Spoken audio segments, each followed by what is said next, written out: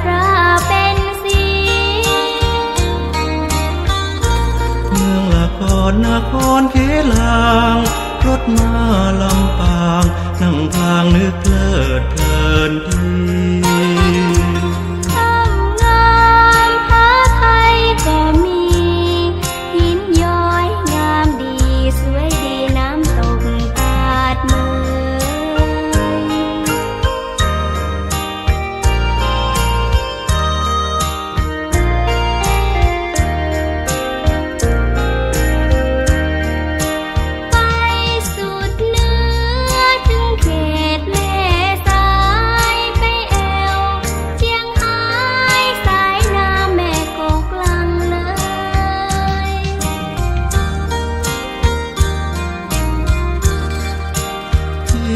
แสนแด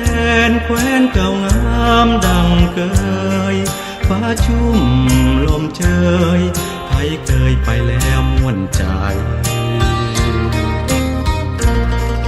พะเยาเมืองงามเหมือนเก่าแอวกว้า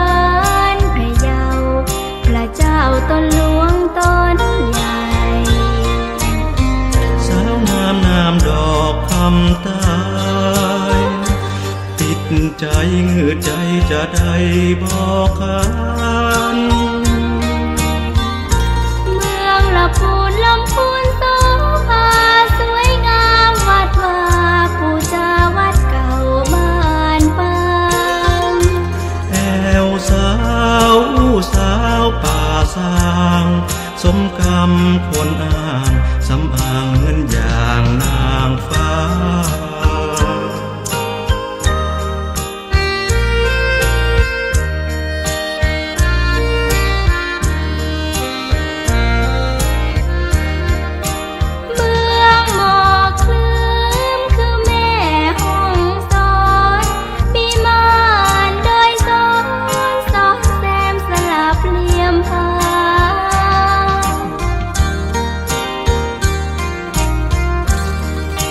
มีจางหลายวัดเก่าไม้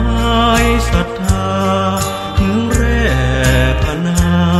เพลินตาเอื้องแสะเอื้องดอยแถวเจียงใหม่เมืองงามยิ่งใหญ่เล่นน้ำปีใหม่ได้พอกระทงไหลลอยสาวงามงานแห่งานปอย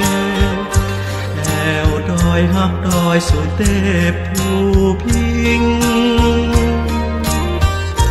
เมืองเอื้องงามคนงามน้ำใจยิ้มแย้มแก้มใสชุ่มใจใครก็อยากยิงห่มเย็นเป็นปีก